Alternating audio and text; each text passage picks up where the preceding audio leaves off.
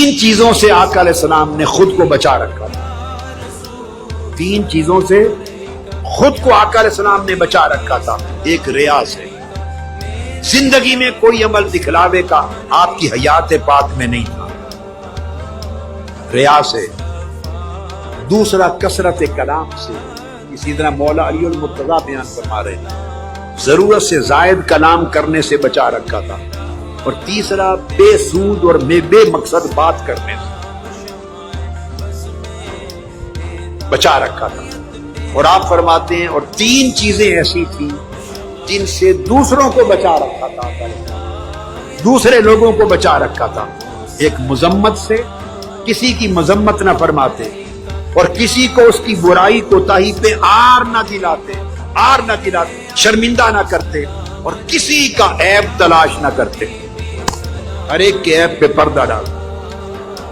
اور جب کلام ختم ہوتی، کوئی ایک شخص بھی آپ کی مجلس میں اگر بات کر رہا ہوتا، دوسرے لوگ آقا علیہ السلام کی مجلس میں ایک شخص کی بات کو کاٹ کر بات نہیں کرتے. ایک بات کر رہا ہے، دوسرے اہل مجلس خاموشی سے سنتے. یہ آداب مجلس تھے. یعنی آقا علیہ السلام کا رنگ مجلس پہ چڑھ گیا تھا، اور آپس میں جھگڑتے نہیں تھے لوگ. یہ میٹنگز کے آداب ہیں، یہ میٹنگز کے آداب. ایک دوسرے کی بات کو کاٹتے نہیں تھے. اپنی باری پر ہر اہل مجلس اپنی بات کہتے تھے ادب کے.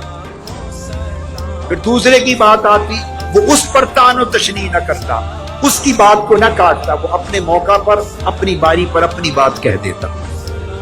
تیسرا شخص اپنی باری پر اپنی بات کہہ دیتا، اور ایک دوسرے پر کوئی چیختا نہیں تھا، ایک دوسرے کی بات کو کاٹتا کوئی نہیں تھا، اور ایک دوسرے کے کلام کی بے قدری اور توہین کوئی نہیں کرتا تھا، اور نزاع کا ماحول نہیں پیدا کرتا تھا کوئی.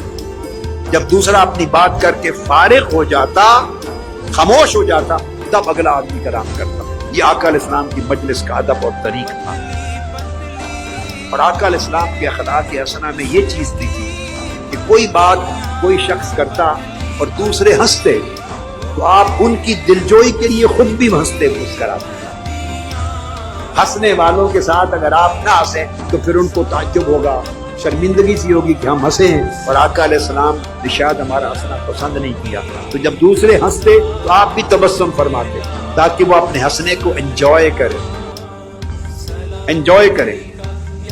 اور اگر دوسرے کسی بات پہ دوسرے لوگ تعجب کرتے تو آقا علیہ السلام بھی تعجب کا اظہار کرتے، تاکہ وہ اپنے تعجب کرنے کو جینوئن سمجھے. دوسرے کی طبیعت کا اتنا لحاظ فرماتے آقا علیہ السلام. خواہ آپ کے لیے وہ بات تعجب والی تھی یا نہیں تھی، دوسرے تعجب کر رہے ہیں تو آپ بھی تعجب کا اظہار فرماتے.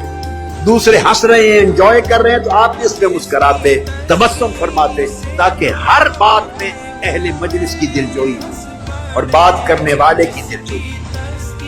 کئی بار ایسا ہوتا تو حاجت مند آتے، کبھی کسی نے ایک دن آپ کی چادر تھی گلے مبارک میں، وہ گردن مبارک اس کو کھینچ لی، لپیٹی ہوئی تھی.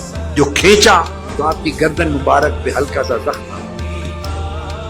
صحابہ کرام مشتعل ہوئے، یہ کیا کرتے؟ فرمایا نہیں، یہ آپس میں اسی طرح بلاتے ہیں. یہ انداز تھا.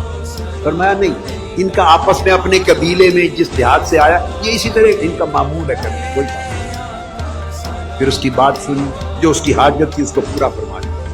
یہ آقا علیہ السلام کے اخلاق اس انداز کے.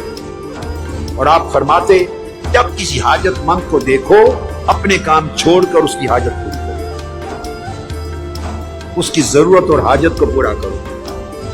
حضرت انس بن مالک رضی اللہ تعالیٰ عنہ فرماتے ہیں، انس بن مالک فرماتے ہیں میں 10 سال بچہ تھا، 10 سال آپ کی خدمت میں رہا، پورے 10 سال. کئی بار بچے تھے، آقا علیہ السلام نے کسی کام بھیجا، آگے گلی میں گئے تو بچے کھیل رہے ہیں، تو وہ بھول کے بچوں کے ساتھ کھیلنے لگ گئے. دیر ہو گئی، فرمایا وہ انس نہیں آیا. کسی کو بھیجا، پتہ کیا تو دیکھا آقا وہ کھیل رہا ہے بچوں، کسی اور کو کام کے لیے بھیج. وہ فرماتے ہیں کہ 10 سال میں آقا کی خدمت میں رہا، 10 سال میں ایک واقعہ بھی ایسا نہیں ہوا کہ میں نے کوئی کام غلط کیا ہو اور آپ نے پوچھا ہو ایسا کیوں کیا. اور ایک واقعہ بھی ایسا نہیں ہوا آپ نے فرمایا حکم دیا میں نہیں کر سکا اور کہا ہو کہ یہ کیوں نہیں کیا. 10 سال میں ایک بار بھی نہیں ڈانٹا, ایک بار بھی نہیں ڈانٹا.